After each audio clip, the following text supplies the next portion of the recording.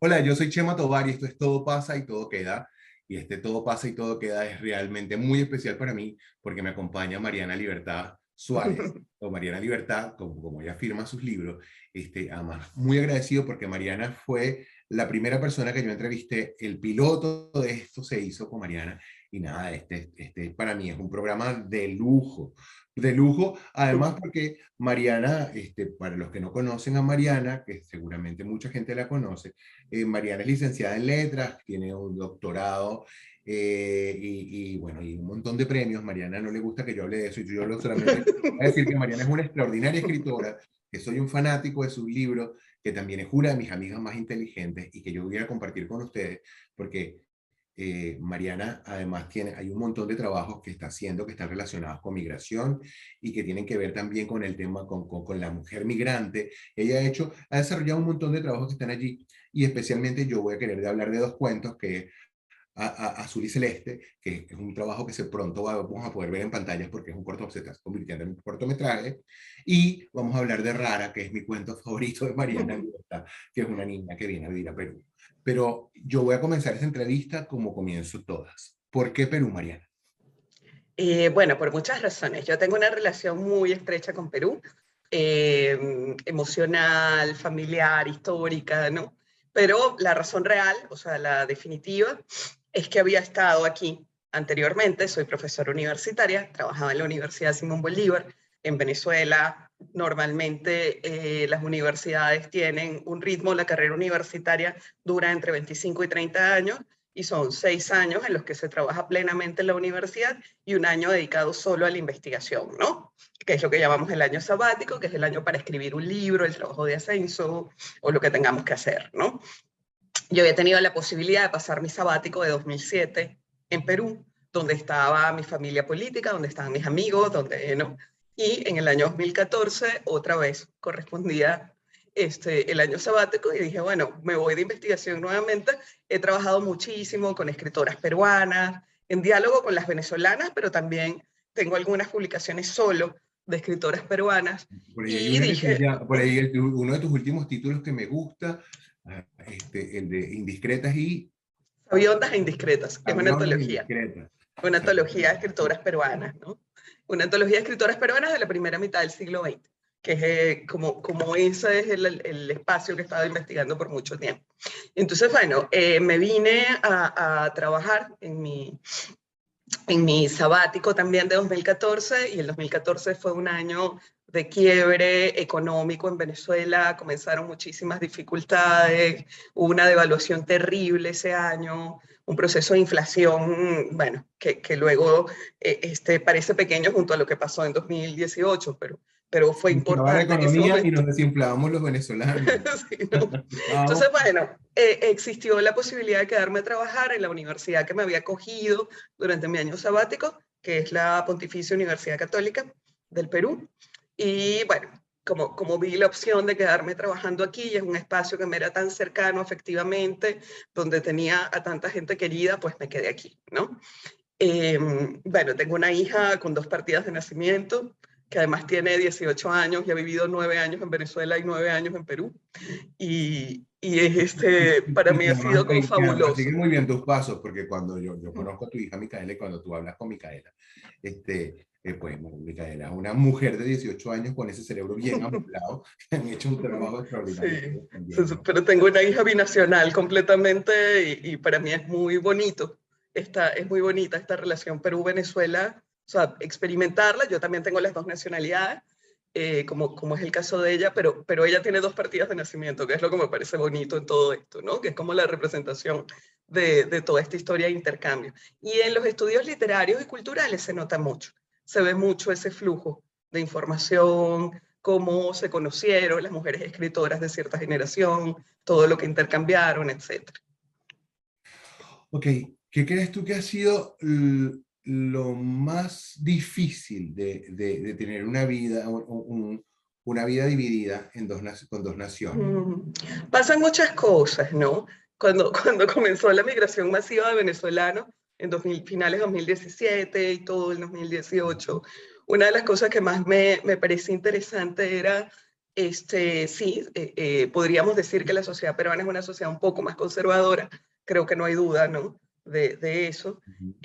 Pero además había muchos malos entendidos. O sea, no se trataba solo de que fuera una sociedad un poquito más liberal, una más conservadora, sino que había problemas de comunicación, ¿no? Yo recuerdo muchísimos episodios en los que yo decía, pero no te está hablando mal, no te está tratando mal, sencillamente está hablando.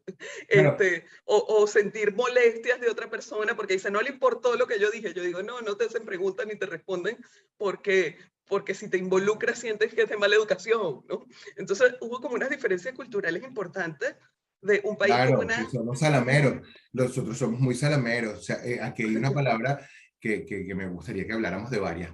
Vamos a empezar con la primera, el choteado, ¿no? Me choteó, te chotearon. O sea, si entregaran un récord, un premio Guinness por choteado, me lo gané. Pero es porque yo soy demasiado salamero, yo soy demasiado salido y uno tiene la tendencia a actuar como actuaba en casa. O sea, tú no te puedes meter en una conversación en la que no has sido invitado porque Sí, definitivamente hay una barrera allí que no te permite, que tienes que entender, ¿no? Pero con esas cosas del lenguaje, ¿no? era desde eso hasta, y es cómico porque esto lo he comentado con amigos adultos y me dicen que sí, que eso se le enseña a los niños, que estaba mi hija con amigos y pongo una bandeja con pequeños, evidentemente para que ellos se los coman, ¿no? Si los pongo en la mitad de una mesa donde están sentados y no agarran ni un solo pequeño, si yo no les digo explícitamente, por favor, agarra un pequeño, ¿no? Es una No, cosa como muy, claro. No, en Venezuela agarran dos y uno para pola, para igual. pero ni siquiera los has terminado de poner y todos llegaron los pequeños, ¿no? Entonces, bueno, por ejemplo, en los trabajos que he hecho con niños, porque estuve en un proyecto muy bonito de la universidad con el Ministerio de Educación, con la DREL, que se llamaba, bueno, el proyecto que hizo el Ministerio de Educación 2018-2019 se llamaba Lima Aprende Inclusión y era de Lima, ¿no? De la Dirección Regional de Educación de Lima, para incorporar a niños venezolanos al sistema educativo y el voluntariado que se hizo en la universidad, coordiné uno de los grupos, se llamaba Letras se Suma, y eran clases de apoyo que dábamos los sábados para los niños venezolanos que se estaban incorporando y que había varios cursos que no habían visto, el cambio de calendario escolar les hacía muchísimo ruido, porque nosotros tenemos el calendario del hemisferio norte, se aprueba el año escolar en julio, y bueno, era como rearmar todo, ¿no? Pero en ese momento una de las cosas que vi que sorprendió mucho a los profesores era el tuteo, por ejemplo, ¿no? Llegaban los niños venezolanos, llegué al salón y me dicen, ¿cómo te llamas? Mariana, y todos me empezaban a decir Mariana ven, ¿no? Y los niños peruanos siempre, Miss, ¿no? Y trataban de ustedes y pedían disculpas antes de hablar, ¿no? Y esa actitud de los niños venezolanos fue leída como grosera por parte del personal docente o administrativo de algunas escuelas, ¿no? Porque no tenían la capacitación. Parte de lo bonito que hizo el Ministerio de Educación fue tratar de enseñarles, mira, es una cuestión cultural, él no te está ofendiendo, él habla así, Y ¿no? me, y me encanta, Este, y me encanta que hagas énfasis en esto de estos proyectos, porque mucha gente que no vive en Perú, venezolanos que están en otros lugares del mundo o otros extranjeros, no saben de todo el trabajo que se ha hecho para la integración. sí, Integración con las artes, por ahí hay fundaciones de venezolanos músicos, hay un montón de gente que está trabajando para esa integración. Pero bueno, hay cosas como del lenguaje que uno ha tenido que suprimir, hay palabras. Yo, por ejemplo, me claro, molesto, yo la otra palabra la borré por completo. Estoy molesto, claro, claro, claro, estoy claro que sí, molesto. es una cosa muy rara, ¿no? Por ejemplo, una amiga, bueno, es una sobrinita postiza que tengo, es hija de un amigo de infancia que estuvo viviendo en Perú varios años, ¿no? Desde 2014 también. Y la niña llegó al colegio, al nido por primera vez y le dijo a una compañerita, eres catira. Y la compañerita se puso a llorar y le dijo a la maestra, ella me dijo algo feo. Ah, Entonces la claro. niña repetía, yo le dije que era catira y ella sí es catira y la maestra no sabía qué le estaban diciendo. Claro, estamos hablando de 2014, yo creo que en este momento lo Claro, saben, ¿no? claro, claro. La Pero tira en un es momento, una niña rubia, ni rubia, siquiera como blancona, blanca, castaña. Sí, sí, exacto. sí, No hay espectacular. una traducción exacta, porque castaño, claro, así. Pero solamente le estaba haciendo comentarios sobre el color de su pelo y la niña creyó que le estaban ofendiendo, ¿no? Y Bueno, así mira, sucesivamente van pasando cosas fíjate que, cosa, por ejemplo, hay una cosa de esas frases que yo he ido guardando en mi vida. Venía caminando por una de la avenida de Miraflores y una avenida dos venezolanos, una chica, y un chico caminando, y entonces le pregunta, ¿qué quieres comer? Y ella le dice, ceviche, y él dice, pues no, chica, de noche no se come ceviche. Ese de noche no se come ceviche, que nos ha tenido, que ha costado también un poco, ¿no? Son Eh, cosas, cambios, el lenguaje da mucho y la forma como usamos el lenguaje. Un episodio que yo siempre recuerdo en la bodega de mi casa, de donde vivo hace varios años, ¿no? En la bodega de al lado de mi casa, estaba entrando una muchacha que trabaja en el servicio de limpieza de Miraflores y estaba muy apurada porque ella tenía que volver a subirse al camión, o sea, se bajó como muy rápido y había cola, estábamos haciendo cola para comprar, estábamos en pandemia, o sea, estábamos digamos, con nuestra fila de solo entrar uno a la vez y qué sé yo. Entonces, como vimos la situación, el muchacho que estaba adentro a punto de pagar, dijo, ¿qué es lo que quieres? ¿No? Entonces ella le dijo, un guaraná, no sé cuánto, le compró su refresco y esto, y salió, y se lo da, y la señora intenta pagarle, le trata de dar una moneda de 2 soles, y él le dice, no joda, chica, deja eso así. Y la cara de espanto, o sea, claro. la cara de No, horror de ella, porque sintió que le estaba gritando, que le estaba reclamando, ¿no? Y yo después le traté de explicar, cuando ya se estaba yendo, le dije, mira, te la está invitando, es un gesto bonito, pero a ella le claro, pareció tan violento, a ella le pareció claro, tan claro, violenta no la joda, respuesta, no ¿no? joda chica puede ser, No, pero además como le manoteó y eso, ¿no? Te vas a claro, poner en claro. eso, ¿no? Te vas a poner en eso, venezolano. Bueno, Para, yo dije una vulgaridad en uno de mis primeros trabajos. Hay unas, y que no lo, creo que no lo puedo ni siquiera decir aquí porque no me atrevo, que me llega, me llega, ya yo lo recorté, pero yo dije la expresión completa en una reunión donde había un montón de mujeres y todo el mundo me miró tan feo y yo no entendía porque yo además yo creía que yo me estaba tropicalizando, ya yo me estaba adaptando y dije mi tremenda vulgaridad. Y ha pasado con el tema, por ejemplo, hemos tenido que cambiar cosas como me conseguía fulano en la calle. No, aquí no te consigues, aquí encuentras a alguien en la calle. una cosa que me pareció divertida en clase, en la universidad, porque además como los estudiantes son tan tímidos, me lo tuvo que decir una estudiante que estaba viendo su segunda materia conmigo y ya me conocía, pero los demás no me decían nada. Yo le decía, bueno, muchachos, esta semana vemos tal cosa y la semana de arriba vemos tal otra. Y Claro. me decían, no sabemos si la semana de arriba es la anterior o la que viene, ¿no? Entonces yo estaba hablando, y me lo tuvo que decir una muchacha, nadie se atrevía, todos me miraban como esta que está diciendo. Y ya descubrí que la semana de arriba, y cuando se me sale, que veo que me ponen cara rara, yo, la que viene, ¿no? Mira, La subsiguiente. tú puedes explicarme la diferencia entre ahora y ahorita, porque yo todavía no la tengo. No, no, esa no, esa no. Y una cosa que tampoco hay un tiempo verbal que para mí es muy complicado en Perú. Se usa muy poco aquí el pasado del subjuntivo, ¿no? Entonces no digo lo llamé para que viniera, sino que digo lo llamé para que venga. Ah, Y claro. cada vez me pasa menos, pero muchas veces no sé cuándo pasó lo que me están contando. Lo llamé para Claro. que venga. Yo irá a venir en cualquier momento, vino ayer, me Vino quedo ayer, claro. me quedo yo esto cuando habrá pasado. Pero bueno, vamos un poco adaptándonos. Hay dos profes de la universidad, de la Católica, que son Claudia Crespo y Luis Andrade, que están haciendo un estudio lingüístico y han ido levantando cada cierto tiempo de la penetración del español de Venezuela en Perú, ¿no? Y han ido levantando información más en este tipo de cosas, porque el vocabulario se adquiere muy rápido, ¿no? Pero que sin estructuras verbales, en formas de oraciones, ¿no? En otras cosas, ¿no?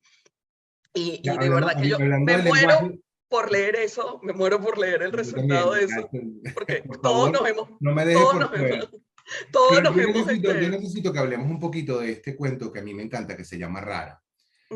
Yo te voy a dar, yo voy a tratar de hacer una sinopsis, te prometo que lo más pegado que pueda. Rara es una niña que llega al colegio que tiene una mamá con el cabello crespo y es una mujer que es diferente, ¿no? Rara es una niña venezolana que entra a estudiar a un colegio peruano.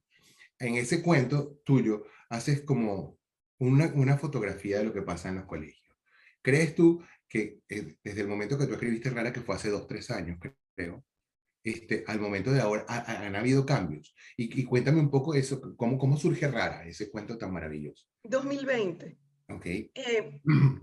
Eh, tuvimos la fortuna, tuvimos mi hija, su papá y yo, tuvimos la fortuna de conseguir un colegio estupendo, donde la comunidad venezolana se integró muy rápidamente, porque era un colegio con muchísimos extranjeros, ¿no? Había 22 nacionalidades en el colegio cuando llegamos.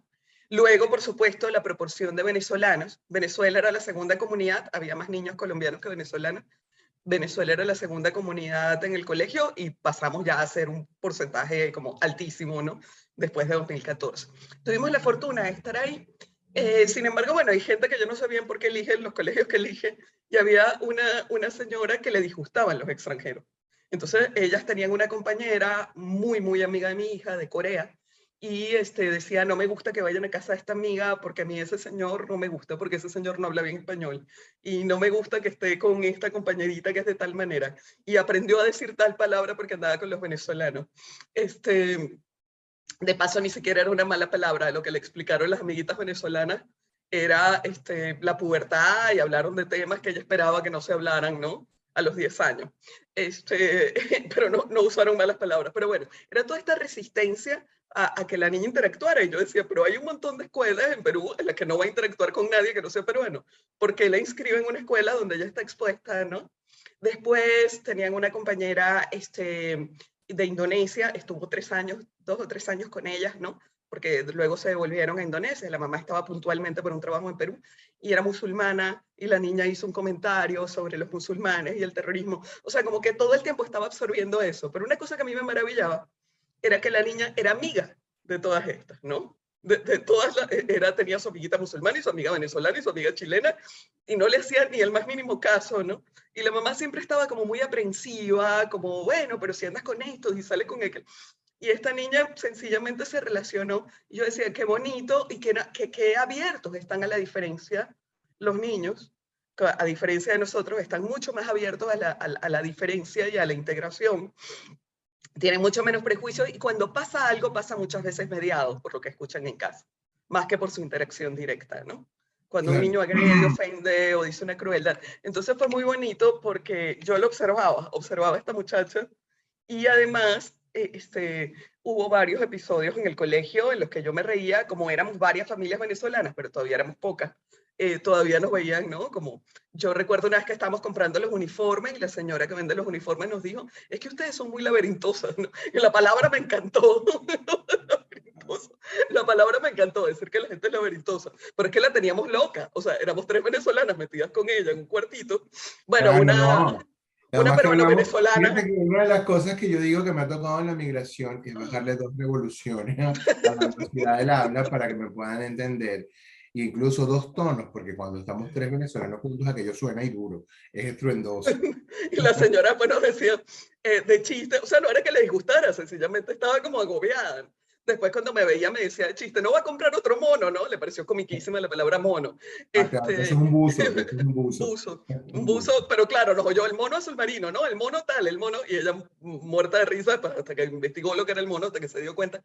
Ah, bueno, que ese día es interesante porque estaba una amiga venezolana de Valencia, y estaba yo, y estaba una amiga que es adoptada de San Antonio de los Altos. Realmente ella nació en Perú y vivió como su infancia en Perú, pero como que adquirió el volumen y la gestualidad y todo en su adolescencia cuando se fue. Y era muy gracioso porque eso, la teníamos. Entonces yo decía, oye, le gusta a esta señora, le caemos bien, le gusta que estemos ahí, pero hay cosas que no entiende todavía, ¿no? Claro. En el colegio, las maestras y el personal administrativo ya se adaptó un poquito, me costó un poco, porque yo llegaba y me decían señora, y me trataban de usted, y había una distancia, ¿no? Y yo, ay, no, yo vengo de otro sitio. La secretaria del colegio donde estudiaba mi hija me decía, mi amor, porque era una señora mayor, mi amor, por ahí anda tu hija, ¿no? Claro. Y, El mi y por ahí, amoreo. ¿Cómo lo controlas? A es mí me muy parece, raro. sí, es muy raro. Es No, muy raro porque a veces se sale en momentos en los que no debe. Yo la verdad es que en general, pero me pasa con los estudiantes, con los muchachos más jóvenes, con los estudiantes lo manejo bastante bien ahora, ¿no? Pero cuando llegué lo había hecho, yo tenía 15 años dando clases cuando vine. Y para mí era muy raro no poder decirle mi amor a mi estudiante, pues, ¿no? mira, mi amorcito, eso Sí, no está sí, bien. sí. Mi amor, fíjate, ¿no? Entonces es un clásico, y yo digo, bueno, Claro. a que hay que aprender a que no se le dice mi amor a la gente. Es una cosa muy complicada, ¿no? Pero bueno, va saliendo.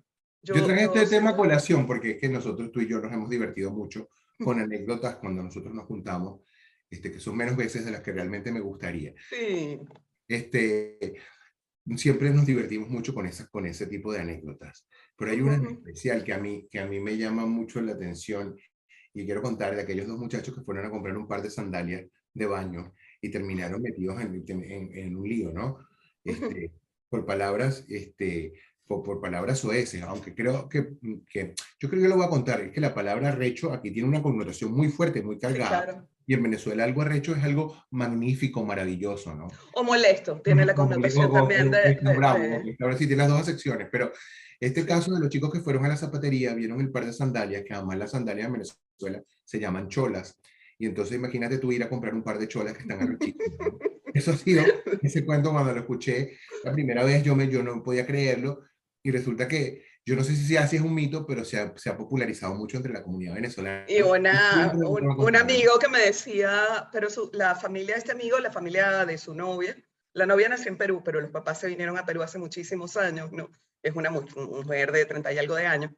Es decir, los papás deben tener 40 años en Perú.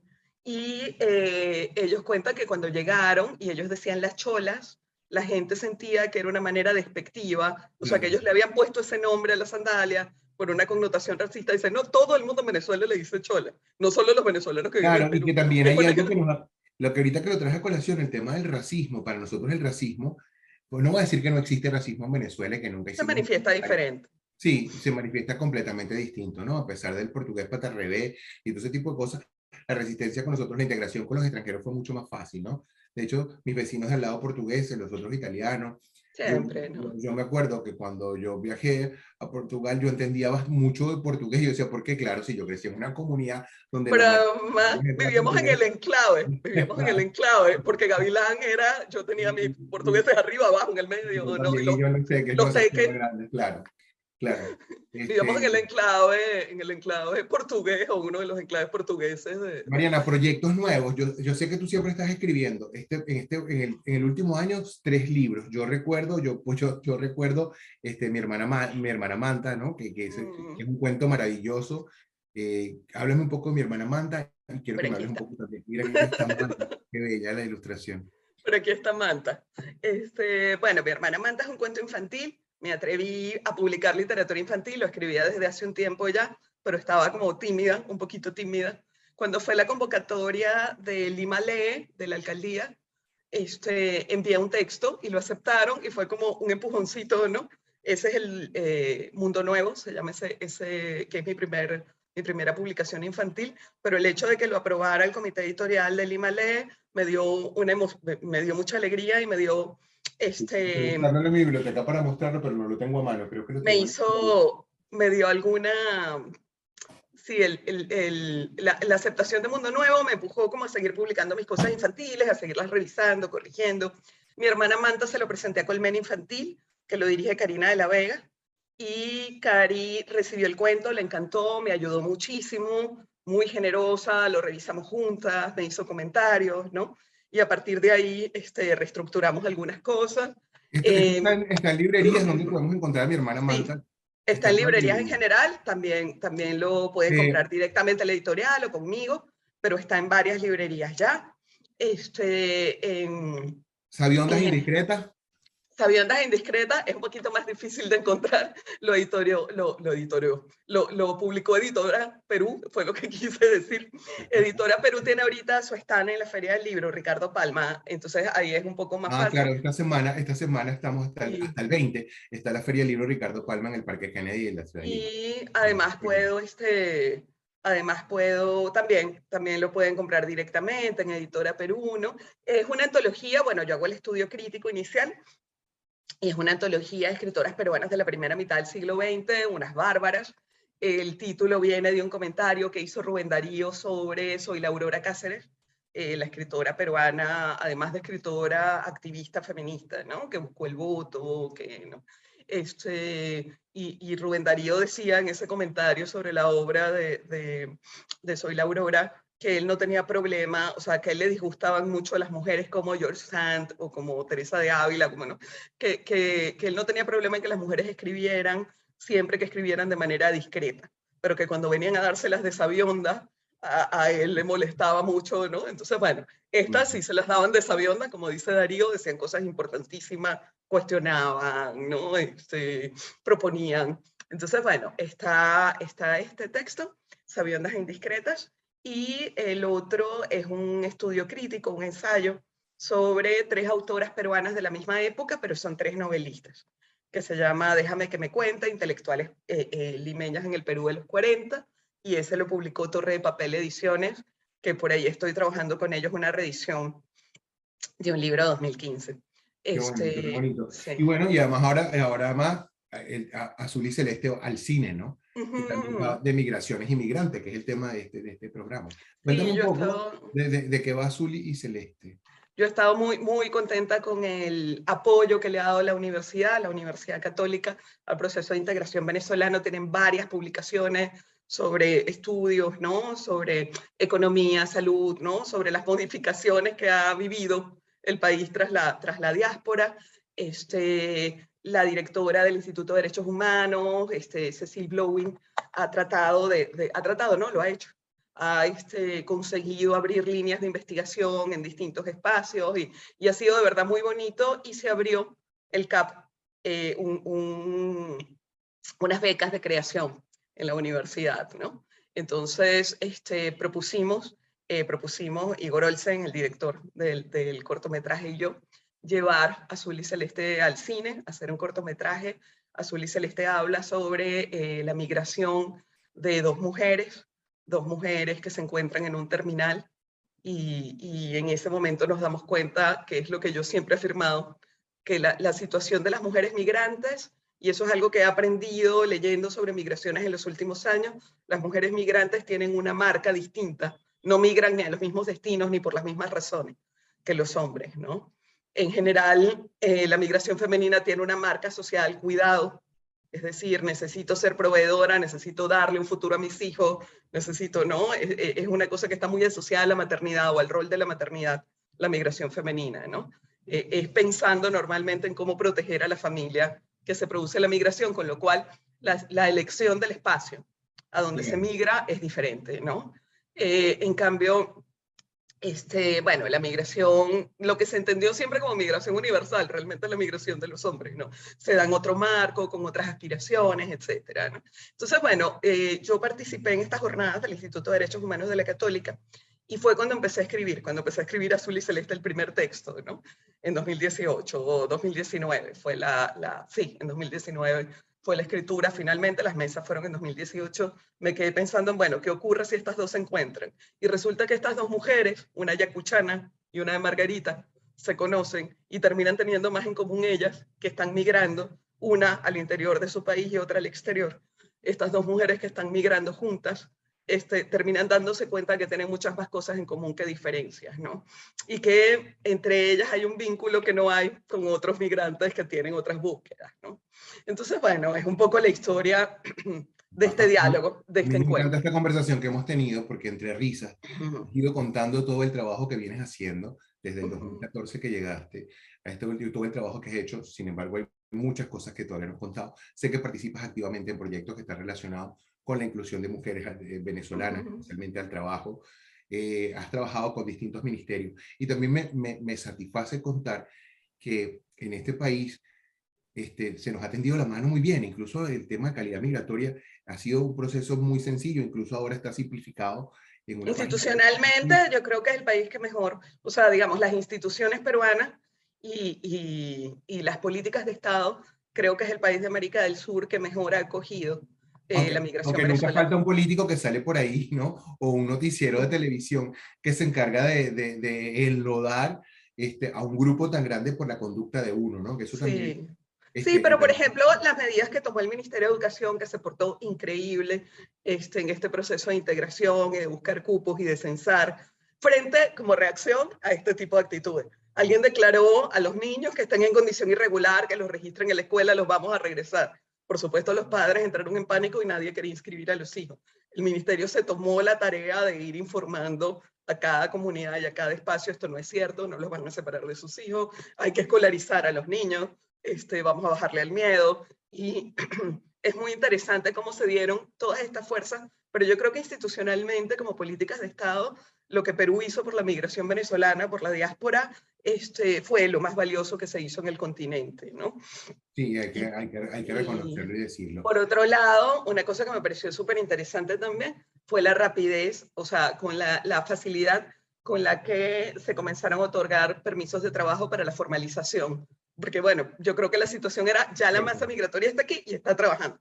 O los ayudamos a que se formalicen o los vamos a tener como informales el resto de la vida, ¿no? Sí. Entonces se dieron No, muchas mira, Mariana, facilidades. nosotros tenemos la buena fortuna que podemos hablar por horas o encadenarnos, como decimos en Venezuela, que aquí no se entiende mucho el tema, desencadenó por las cadenas largas de Chávez, ¿no?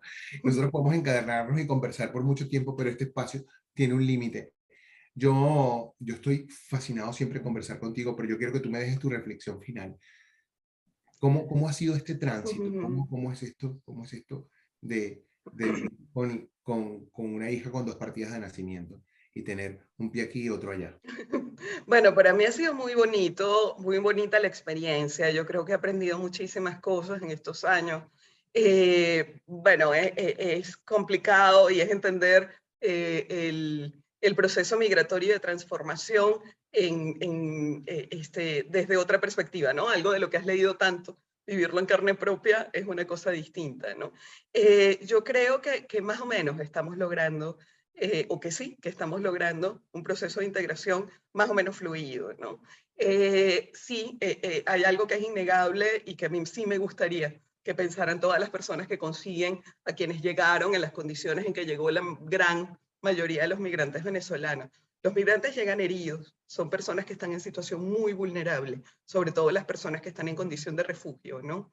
Llegan heridos, son personas que están muy a la defensiva, porque se sienten desprotegidas, porque se sienten fuera de casa. Y yo creo que es muy importante que les recordemos y que nos recordemos, quienes estamos en una situación más favorable, que es distinta la reacción y que muchas veces leemos o interpretamos o se generan estos ruidos de comunicación porque no sabemos cuánto sufrimiento trae detrás alguien que caminó 3.000 kilómetros. Sí. Y, Es y, y difícil que, no quebrarse no, con estas palabras porque siempre lo digo, mi migración ha sido afortunada, yo he pasado un montón de condiciones que me han permitido seguir viviendo similar a la forma en la que yo lo hacía, ¿no? Eh, Te agradezco muchísimo tu participación, sabes que además lo va a hacer público, te quiero y que gracias por todo el trabajo que sigues haciendo por todas esas mujeres venezolanas y espero que mucha gente pueda ver Azul y Celeste. Y ya, Ay, muchas gracias. voy a comprometer a Igor a que converse conmigo también de esto, Ok. porque además Igor tiene la doble vía, emigró del Perú a Venezuela y le ha tocado regresar a su país donde años y también es una historia interesante para contar.